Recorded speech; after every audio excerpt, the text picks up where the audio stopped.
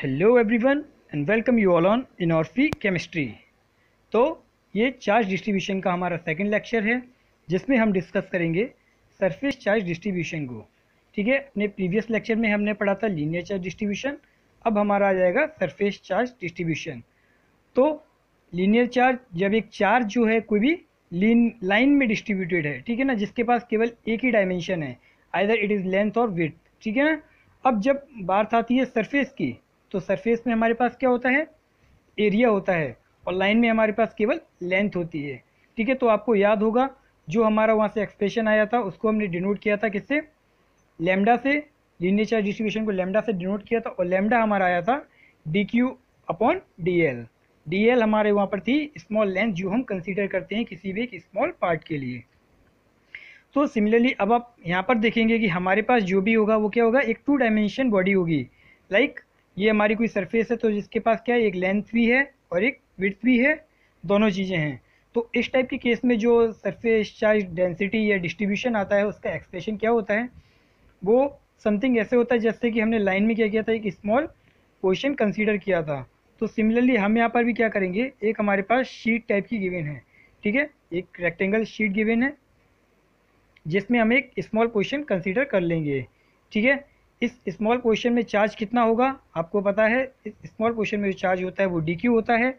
और अगर इस सरफेस का टोटल एरिया एस है तो ये स्मॉल एरिया जो हो जाएगा वो डी एस हो जाएगा।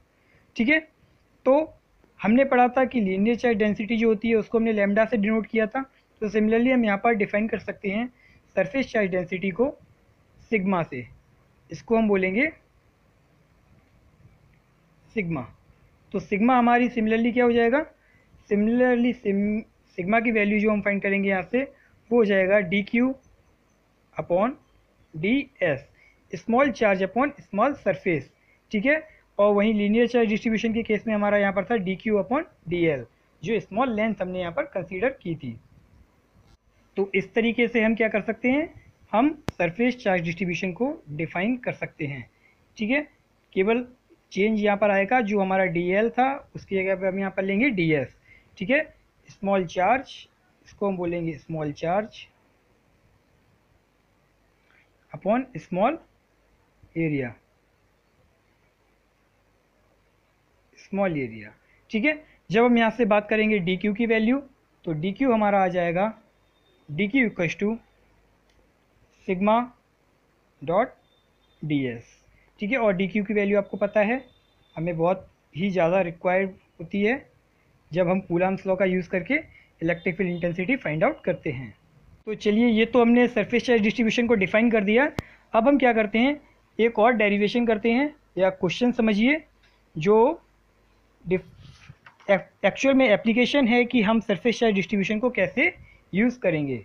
ठीक है, तो यहाँ पर हमारे पास एक क्वेश्चन गिवन है या एक डेरिवेशन जो हम करेंगे अब इसके लिए, वो हमें क्या गिवन है, हमें गिवन है कि इलेक्ट्रिक फील्ड इंटेंसिटी हमें फाइंड आउट करनी है on the axis of uniformly charge circular disc.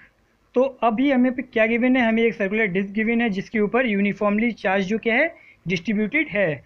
और यहाँ पर जो सरफेस चार्ज डेंसिटी हमें गिवन है वो क्या गिवन है, सिग्मा, जो कि हम अभी डिफाइन कर चुके हैं। हमें किसी पॉइंट पी पर इलेक्ट्रिक फील्ड इंटेंसिटी की वैल्यू क्या करनी है, फाइंड आउट करनी है इस डिस्क की वजह से। देखिए, अब हमारा जो यूज़ आएगा वो हम क्या करेंगे, सिमिलरली जैसे कि हमने डेरिवेशन में किया था, हम इस डिस्क से क्या करेंगे, एक स्मॉल पोर्शन को कंसीडर कर लेंगे। स्मॉल पोर्शन हम यहाँ से कंसीडर करेंगे वो हम एक रिंग की फॉर्म में क्या करेंगे, एक स्मॉल पोर्शन को यहाँ से ले लेंगे। ठीक है, ये ऐसे करके आ जाएगा। इस पे क्या हो जाएगा, ये हमारा हो जाएगा डी क्यू चार्ज होगा इस स्मॉल पोर्शन पे, और इसका एरिया जो हो जाएगा वो डी एस हो जाएगा। ठीक है, चलिए अभी ये जो पोर्शन है जो स्मॉल हमने कंसीडर किया है वो आपको किस टाइप का दिख रहा है, वो आपको जो दिख रहा है वो दिख रही है एक ring.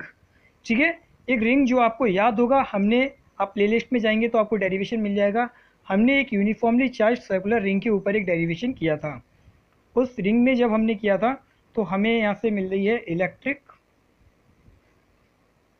Field intensity due to ring तो हमारे यहाँ पर क्या है, रिंग एलिमेंट हमारे पास गिवन है। तो रिंग एलिमेंट का डेरिवेशन हम ऑलरेडी कर चुके हैं। तो रिंग की वजह से जब हमने इलेक्ट्रिक फील्ड इंटेंसिटी की फाइंड आउट करने की कोशिश की थी वैल्यू, तो वो हमारे पास यहाँ पर मिली थी समथिंग, कुछ एक्सप्रेशन आपको याद होगा, तो वो था E equals to K Q X upon R square plus X square की पावर 3/2। अब देखिए जो r है वो इस रिंग की क्या है, रेडियस है, और x यहाँ से लेकर की इसके बीच की डिस्टेंस है। ठीक है, तो अभी हमें क्या करना है, अभी हमने जब ये स्मॉल पोर्शन कंसीडर किया तो इसकी जो इंटेंसिटी होगी वो इसकी वजह से क्या हो जाएगी, डी हो जाएगी, और तो हम इसको यहाँ पर लिख सकते हैं डी। ठीक है, और इस डी की वजह से जो यहाँ पर q है वो q भी कैसा है हमारा, डी क्यू है, तो इसको भी हम यहाँ पर क्या लिख सकते हैं, डी क्यू लिख सकते हैं। ठीक है, q की जगह हम यहाँ पर डी क्यू ले सकते हैं। चलिए वेरी गुड। अब देखिए डी क्यू की वैल्यू, डी क्यू हमें पता है अपनी सरफेस चार्ज डेंसिटी के फॉर्मूले से कि डी क्यू की वैल्यू क्या होती है, सिग्मा डी एस होती है। तो हम यहाँ से लिख सकते हैं K into sigma D S into X upon R square plus X square की पावर 3/2। ठीक है, लिख सकते हैं ना, बिल्कुल। चलिए अब बात आती है इस डी एस की। तो ये डी एस क्या है, इस स्मॉल रिंग का एरिया। तो सर्कुलर रिंग का एरिया क्या होता है, area of circle, area of circle होता है हमारा 2πr। तो यहाँ से हम लिख सकते हैं डी ई की वैल्यू, डी ई की जगह हम लिख सकते हैं के सिग्मा, तो सिग्मा ही रहेगा, डी एस की जगह हम लिख सकते हैं 2πr। ठीक है, बट देखिए आर जो है वो क्या वेरिएबल है, बिल्कुल। अभी हमने ये रिंग यहाँ पर कंसीडर की है, सपोज ये रिंग हम थोड़ी सी आउटर में कंसीडर कर लेंगे तो ये रेडियस इसकी चेंज हो जाएगी, आर इंटू डी आर हो जाएगा, क्योंकि जो रेडियस हमारी है वो क्या है, वेरिएबल है। तो रेडियस हमारी वेरिएबल है तो हम उसके साथ क्या ले लेंगे, डी आर ले लेंगे, और X upon R square plus X square की पावर 3/2 एज इट इज़ रहेगा। ठीक है, अब देखिए अभी यहाँ से कांस्टेंट को हम बाहर करते हैं, क्योंकि थोड़ा सा ट्राई करते हैं एक अच्छे फॉर्म में लिखने की। तो यहाँ से हम देख सकते हैं कि के सिग्मा पाई और एक्स ये हमारा कांस्टेंट है। ठीक है, और हम अलग जो फॉर्म हमारे पास बची वो क्या क्या बचा, वो यहाँ पर बचा हमारे पास 2r dr upon R square plus X square की पावर 3/2 जी। देखिए अभी ये हमारे पास क्या है, डी ई है। अब हम क्या करेंगे, इसका इंटीग्रेशन जब करेंगे तो ये डी ई हमारे पास क्या बन जाएगा, ई बन जाएगा, और यहाँ पर हमारे पास क्या आ जाएगा, इंटीग्रेशन का साइन आएगा। तो इंटीग्रेशन से पहले हम कुछ कांस्टेंट को बाहर ले लेते हैं, और यहाँ पर हमारा आ जाएगा इंटीग्रेशन का साइन। तो इंटीग्रेशन के अंदर हमारे पास क्या आ जाएगा, 2r dr upon R square plus X square की पावर 3/2।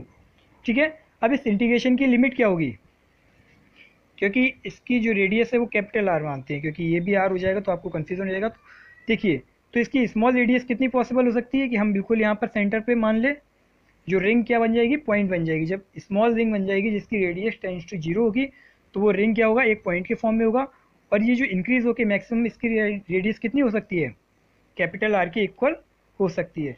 तो जो रेडियस वेरी कर रही है इस वेरिएबल रिंग की वो 0 to r वेरी कर रही है।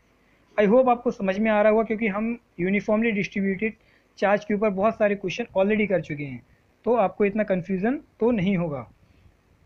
ठीक है, अब इसको इंटीग्रेट करने के लिए हम क्या करेंगे, हम R square plus X square, ये जब आप इसका इंटीग्रेशन करेंगे ये थोड़ा सा इसका जो एक्सप्रेशन आएगा वो बहुत सारे वेरिएबल्स आ जाएंगे, तो आप कंफ्यूज हो जाएंगे। तो हम क्या करेंगे, इसमें वेरिएबल को चेंज कर लेते हैं। तो हम यहाँ पर कंसीडर करते हैं let R square plus X square को हम मान लेंगे यहाँ पर z।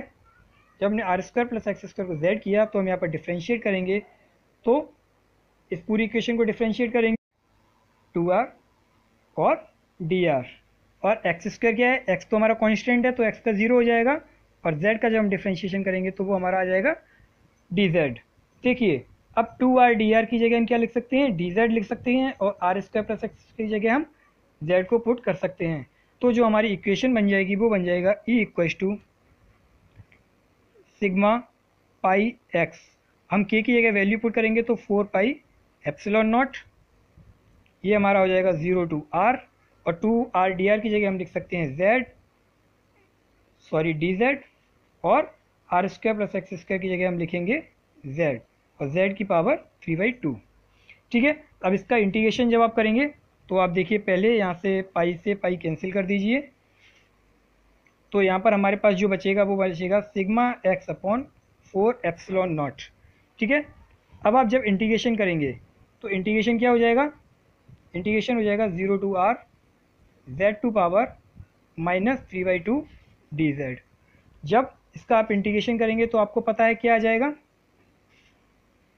इसका इंटीग्रेशन आ जाएगा sigma X upon 4 epsilon not और -2 अपॉन रूट ऑफ z। ठीक है, आपको इतना आता होगा इंटीग्रेशन, तो आप इतना पढ़ चुके हैं, मैंने भी आपको बताया है। यहाँ पर जो फॉर्मूला लग जाएगा x to power n+1 upon n+1 वाला फॉर्मूला लग जाएगा। ठीक है, तो उससे आप जब इसको सॉल्व करेंगे तो आप इजीली ये आपको मिल जाएगा। अब आप वैल्यू पुट करेंगे, तो वैल्यू पुट करने के बाद जो इलेक्ट्रिक फील्ड की वैल्यू हमारे पास आ जाएगी वो आएगा E equals to sigma X upon 4 epsilon naught -2 upon root z।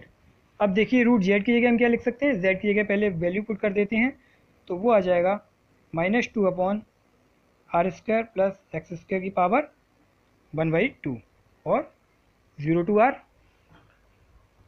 अब -2 हम जब बाहर ले लेंगे तो हमें पता है 2 से 2 कैंसिल हो जाएगा, तो बचेगा minus sigma X upon 2 epsilon not. ठीक है, अब वैल्यू पुट करेंगे, अब जब वैल्यू पुट करेंगे तो आर पहले अपर लिमिट, तो ये बन जाएगा R square plus X square minus, अब जब इसमें हम 0 पुट करेंगे तो आर की जगह 0 हो जाएगा, तो 1 upon X square under root के अंदर, यहाँ पे आ जाएगा अंडर रूट पावर 1/2। ठीक है, और minus 1 upon under root of X square, under root of X square की वैल्यू एक्स हो जाएगी। ठीक है, हाँ, अब आपको बस कुछ नहीं करना है, थोड़ा सा अरेंज करना है। जब इस माइनस साइन को अंदर ले जाएंगे तो ये वाला टर्म माइनस हो जाएगा और ये वाला टर्म प्लस हो जाएगा, तो आप इसको सिंप्लीफाई कर लेंगे और इलेक्ट्रिक फील्ड की जो वैल्यू यहाँ से मिलेगी आपको, that is E equals to sigma X upon 2 epsilon naught. इसको आप सिंप्लीफाई कर लीजिए, तो 1 minus X upon R square plus X square की पावर 1/2, और यही आपकी फाइनल एक्सप्रेशन आपको मिल जाएगा इलेक्ट्रिक फील्ड इंटेंसिटी का डिस्क की वजह से उसकी एक्सियल पॉइंट पर। ठीक है, तो इस तरीके से आप इसको सॉल्व करेंगे। ठीक है, आपको कोई भी प्रॉब्लम हो तो आप बिल्कुल पूछ सकते हैं, यहाँ से आपको कुछ नहीं करना है, बस आप इसको जब वैल्यू पुट करेंगे और थोड़ा सा अरेंज करना है तो आपको ये एक्सप्रेशन मिल जाएगा। अब देखिए, अभी तक हमने क्या किया था, अभी तक हमने एक फाइनाइट रेडियस की सर्कुलर डिस्क ली थी।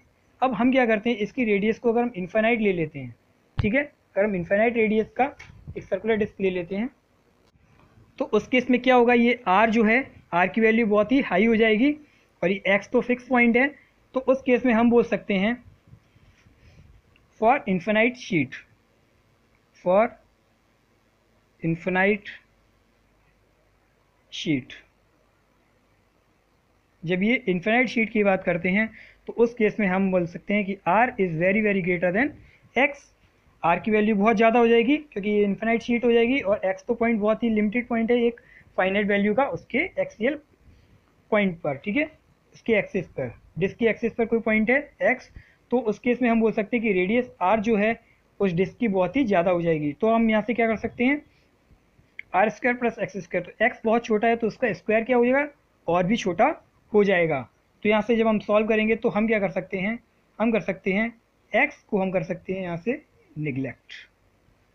हमने x को निगलेक्ट कर दिया, कहाँ से, निगलेक्ट x इन डिनोमिनेटर, तो डिनोमिनेटर से हम क्या करेंगे, x को निगलेक्ट कर देंगे, तो हमारा जो इलेक्ट्रिक फील्ड का एक्सप्रेशन आ जाएगा वो आ जाएगा E equals to sigma X upon 2 epsilon naught 1 minus X upon R square का रूट, आर स्क्वायर का रूट करेंगे तो r बचेगा x अपॉन आर।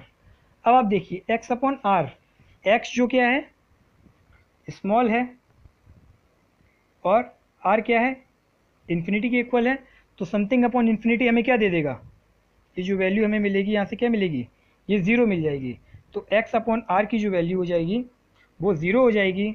तो इस केस में हम बोल सकते हैं कि इलेक्ट्रिक फील्ड का एक्सप्रेशन हमारा आ जाएगा इन्फिनाइट शीट के केस में sigma X upon 2 epsilon not.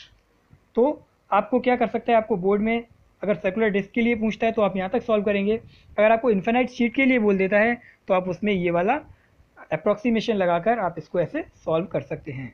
ठीक है, तो ये आपका बहुत ही इंपॉर्टेंट एक और डेरिवेशन है जो आपको बहुत ही ज़्यादा पूछा जाता है, और नहीं भी पूछा जाएगा आपको बोर्ड्स में तो भी आपको एक कंसेप्ट बिल्डिंग के लिए तो बहुत ही इंपॉर्टेंट है ही। ठीक है, तो आप इसको बहुत ही अच्छे से रेडी कीजिए। अगर आपको कोई भी प्रॉब्लम है तो आप बिल्कुल ही पूछिए, मेरे से कमेंट करिए। ठीक है, और हमारे साथ बने रहिए। तो इस वीडियो को हम यहीं तक रखते हैं। तो वीडियो अच्छी लगी हो तो लाइक करिए, चैनल को सब्सक्राइब करना मत भूलिए और हमारे साथ बने रहिए। Thank you for watching.